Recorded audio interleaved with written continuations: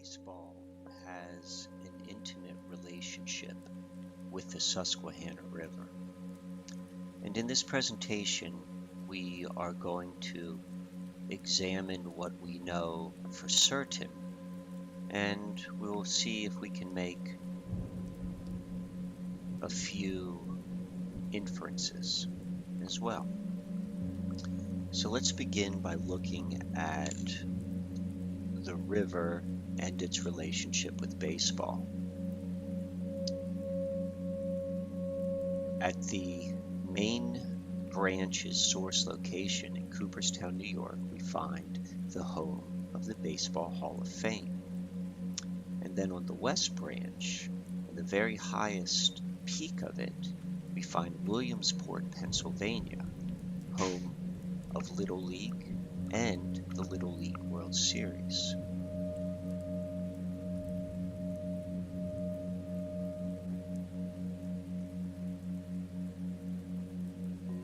Much has been written about baseball as a ritual, and we're not going to go into that too deeply into this presentation, but there are strong correlations with Freemasonry in particular. This is seen in the number of outs per inning. It's also seen in the shape of the baseball diamond, which appears to have a compass and square type relationship. And you can see the title of both of these articles, and they can be found online if you wish to find out more information as it relates to baseball as a ritual itself. But what we're interested in is more so its relationship with the river in Cooperstown. So let's begin and see where the Baseball Hall of Fame and the river relate. We can see here in this map, this is the bottom of Lake Otsego, and this is where the Susquehanna River begins. This is the source location. And what we have right here is the National Baseball Hall of Fame. They're about 2 blocks from one another. So the question becomes, why Cooperstown? Why is the Baseball Hall of Fame located there? And that is because of something which is known as the Doubleday myth. In 1905, the Mills Commission, which was a group which was made up of different executives within the Professional Baseball League, and they had the purpose of getting to the bottom of who invented baseball. Was baseball actually an American sport? And the conclusion was that Abner Doubleday, a Civil War general, was the inventor, and it was said that he invented it in Cooperstown. And because of that, that is why Cooperstown is considered the mythological home of baseball. And the reason why I say mythological is because shortly after the conclusion of the Mills Commission, which was based entirely upon the accounts of a 75-year-old man, what he claimed, which was witness Abner Doubleday write down rules, he would have been 5 years old when that occurred, and most people just saw through that. Nonetheless, the Cooperstown story stuck, and within baseball historians, it's kind of like a nod, wink sort of thing. It's not taken too seriously. And the man who headed the Mills Commission, who was responsible for claiming Abner Doubleday as the president, or the founder, was Chicago Cubs president Albert Spalding. So let's look a little bit more into Albert Spalding. Albert Spalding was a professional baseball player, and he was also the co-founder of the Spalding Sporting Goods Company. And he was was an owner and president of the Chicago White Stockings, which is the original name of the Chicago Cubs. We see here that he's credited for saying that Abner Doubleday is credited for the game of baseball. But let's go a little bit deeper. So Spalding was a prominent member of the Theosophical Society, and in fact he was a financial supporter and was a driving force behind the establishment of the Theosophical Society, Lomaland in San Diego. We'll come back to that in a moment. Spalding also, in 1888, he assembled a team, or an exhibition team of baseball players, and they toured the world, and they played games in front of the Sphinx in Egypt, they played in front of royalty in London. And looking at this from a theosophical perspective, we can say that this is more of a ritual, particularly because of the year 1888. A whole bunch of things happened in 1888. But whether it was a conscious ritual or not, it certainly occurred. So now let's go look at some other strange things associated with Spalding and the invisible world. So one of the things which Spalding did, and probably is one of the reasons why his company was so successful, is he convinced the National League to adopt his ball, or the Spalding Sporting Goods ball, as the official baseball of the National League. And we can see that the baseball has 108 stitches. Interestingly enough, the Chicago Cubs won the World Series in 2016 for the first time in 108 years, which was the breaking of a curse. Now, 108 is a very significant number within the Rosicrucian Brotherhood. It's also significant within Buddhism. There's some other interesting 108 connections associated with Spalding and the Chicago Cubs. Now, whether or not this is conscious or not, we do not know, but we do know that it occurred. So the question becomes, why did he select Abner Doubleday, and who is Doubleday? Well, Doubleday was a career United States officer, and he played a very pivotal role within the Civil War. He's credited of firing the first shot of the war at Fort Sumter, and he also is known as the hero for the North in the Battle of Gettysburg. The Battle of Gettysburg is when the tide of the war changed. Prior to Gettysburg, the South was winning, and then after Gettysburg, the tide turned, and eventually the North won. And Doubleday was the hero of Gettysburg, so one could even say that he is the one who, or the linchpin, or the keystone behind the ultimate victory of the North's victory in the Civil War.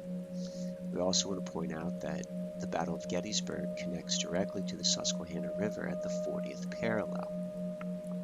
Regardless, so Abner Doubleday was also the president of the American body of the Theosophical Society. Once the founders, Henry Steele Olcott and H.P. Blavatsky, returned to India, they selected him as the president of the body. Remember that Spalding was also a prominent member of the Theosophical Society. Also written here is how Thomas Edison was a member. This we're going to come back to in a little bit as well. So what is Theosophy and the Theosophical Society? Well, Theosophy is a collection of mystical and occultist philosophies seeking direct knowledge of, or the presumed mysteries of life and nature.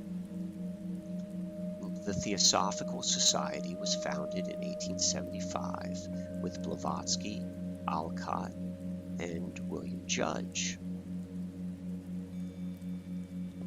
H.P. Blavatsky was a celebrity during her time. In fact, I've read one analysis which referred to her as the Paris Hilton of her time because she was so well known, but no one really knew why.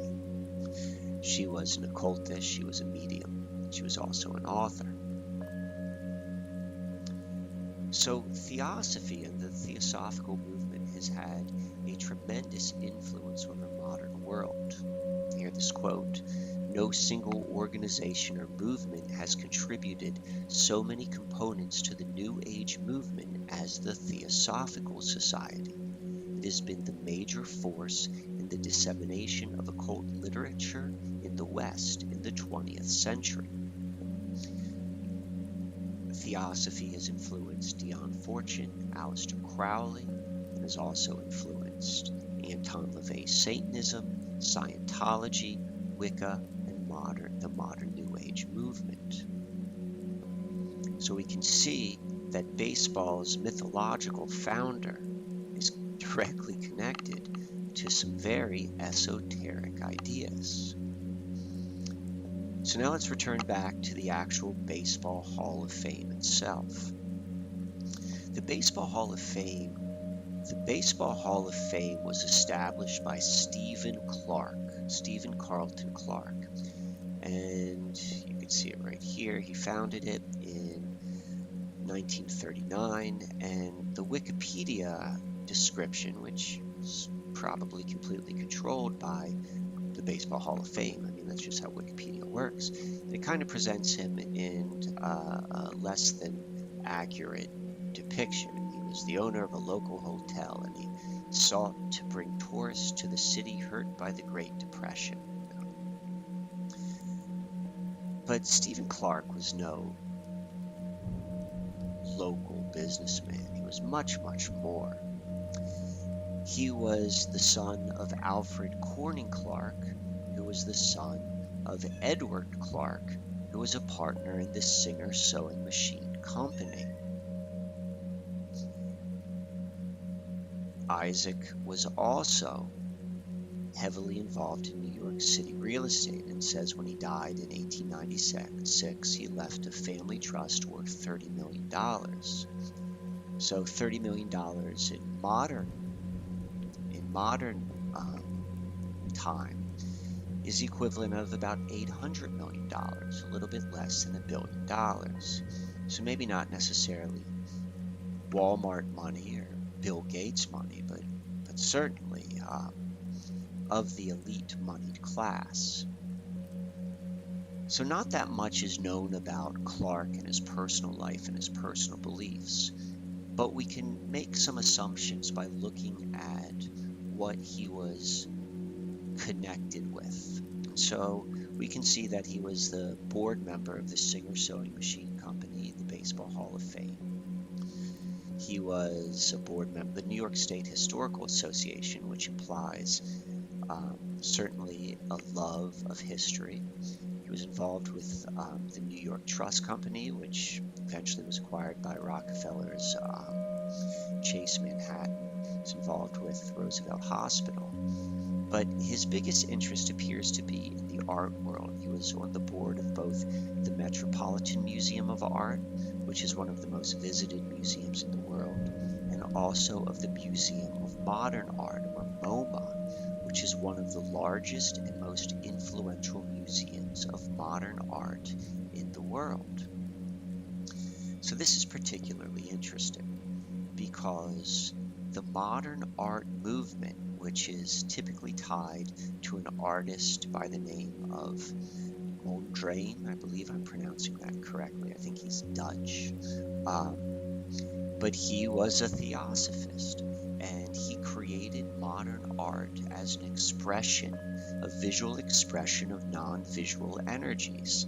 Here's an article which talks about how modern art has a formal relationship with theosophy, though they may be a little bit embarrassed by it. At least that's what this author says. Here is an article which talks about a show called The Enchanted Modernities, which explores the relationship between theosophy, modernity, and mysticism. So, to give a visual representation of how this all connects, we have H.P. Blavatsky in Theosophy up here, and she connects directly to Albert Spalding via him being a prominent member within the Theosophical organization. And we see that she connects to Abner Doubleday because he was the president of the Theosophical Society. And we know these two gentlemen connect through baseball. Now we have down here, we have Stephen Clark, who was the founder of the Baseball Hall of Fame. And he had a love in modern art. And modern art is a visual representation of theosophy or theosophical principles. So we can see how there's this large connection between all of these different characters. So let's go a little bit deeper now. So what does the Baseball Hall of Fame represent? Remember that Clark was a student and lover of art, and art ultimately is about symbolism, whether taken literally as a two-dimensional symbol, I'm talking about paintings at least, a two-dimensional symbol of three dimensions, or actual symbolism embedded within art. It's symbolism. And so the Baseball Hall of Fame itself is a symbol. And what could it be a symbol of? Well, within theosophical beliefs is an idea of masters of ancient wisdom, also known as ascended masters, which are spiritually enlightened beings. So we can think of the Baseball Hall of Fame, and all of the members who have been inducted into it have ascended the sport to its highest level, in the same way that an ascended master has ascended from normal mortal life. Now, the second part of diving deeper is we want to go back and look at how Clark's grandfather was a real estate developer. We often see within elite circles that there are certain trends that are multi-generational. We see this most frequently within the financial services industry, whether that's the Rockefellers or the Rothschilds, but it happens in other industries as well. And Clark, being the developer of this, is following in his grandfather's footsteps, who was also a real estate developer. And probably the best known piece of real estate, or New York City real estate, which the grandfather, Edward Clark, is associated with, is the Dakota apartment building located on the Upper West Side, bordering now Central Park. And the Dakota is known for many things, its architecture being one of them, but in a more modern sense, it has played a very, very interesting role in popular culture. The exterior was used for the shots of Rosemary's Baby. This is a film by Roman Polanski, the known pedophile, and the nature of the movie is a woman, Rosemary, who was impregnated by Satan, and she gave birth to Satan's child. The Dakota is also was also used in the original film, the 1980 original Ghostbusters, and the building, which the fictitious building, art reflects life and so forth. The architect was said to have started a secret society which performed rituals on the building's roof. And then in actual material reality, the Dakota is famous for being the home of John Lennon, and it was at the entrance of the Dakota that he was shot to death. And his death is very strange, and anyone who studied MK Ultra has known that there are certain connections between the assassin and the catcher in the rye. John Lennon murder being a ritual sacrifice. Here we see one of the movie posters from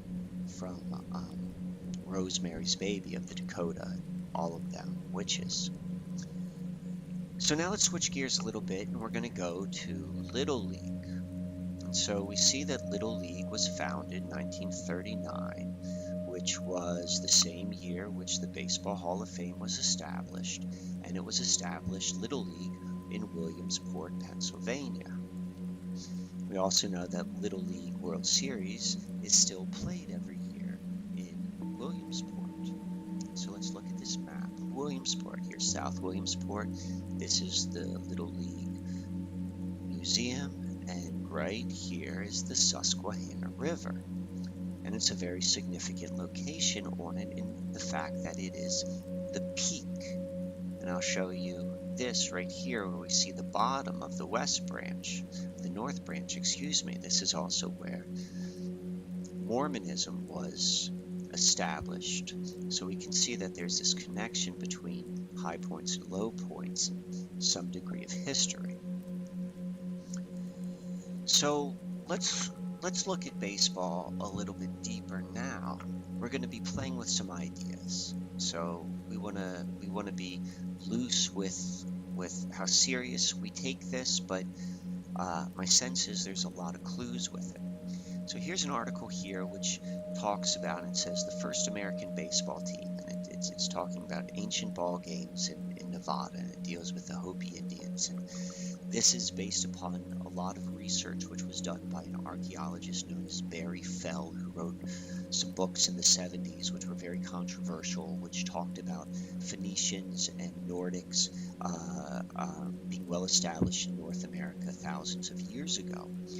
And he talks a lot about baseball, or at least the early ancestors of baseball being played out there.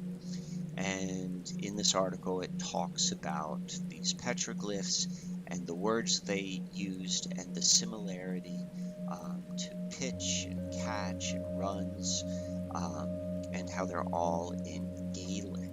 Gaelic is the ancient language of the Celts. So now we also know that there is a connection in language between the Phoenician language and the Celtic language. Linguists in the 18th century noticed a great similarity between that Phoenician and early Irish Celtic language. And the early Irish Celtic language predates Gaelic, but there's obviously some degree of correlation. Here's some examples of what was used, which the linguists used in the 18th century. So the point of all of this is because the Phoenicians participated in something known as Baal worship. And Baal worship is known for their correlation to human sacrifice and often child sacrifice. Now, baseball is interesting as a sport because it's one of the few sports where sacrifice is part of the game. So now we're going to kind of go, and I said we're playing with ideas. So this here is an image of the Susquehanna River. And right here where the three branches converge is Sunbury, Pennsylvania, which is where Thomas Edison, prominent theosophist, he built the very first power plant and building wired for modern electrical distribution, which is positive, negative, and neutral. Positive, negative, and neutral. And Theosophy and really all of Western mysticism has a connection to Kabbalah and the Tree of Life. The Tree of Life has a left-hand path, the path of severity, the middle path, the path of balance, and the right-hand path, the path of mercy. And so imagine this as an as above, so below reflection of the Kabbalistic Tree of Life, where we have our right-hand path, and we have right here at the source is where the ascended masters are. Right here where they all converge at Sunbury at the eclipse. And right here is Williamsport of baseball. And so this is interesting because this is the left-hand path, and the left-hand path ultimately is also, could be thought of as the path of sacrifice, and the ultimate sacrifice is child sacrifice. And the ancients, in all of their ball games, whether it was the Aztecs or the Phoenicians, the ball game which was played was considered that of men, of adults. It was not that of children. So thinking symbolically, having a child play the ball game of baseball in a way is it's children playing an adult's game. So in a symbolic nature, it could be thought of as sacrifice. And now to make this a little bit more real, there seems to be an interesting correlation on the river. As we have on the 40th parallel, we have 3 Mile Island. And we have right here, which is where Penn State University is located, generally in this vicinity. And Penn State recently was plagued by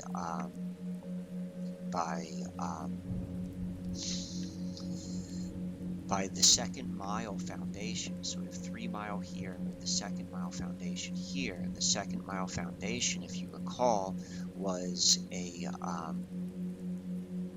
organization run by the Penn State assistant football coach, and it was associated with abuse of children.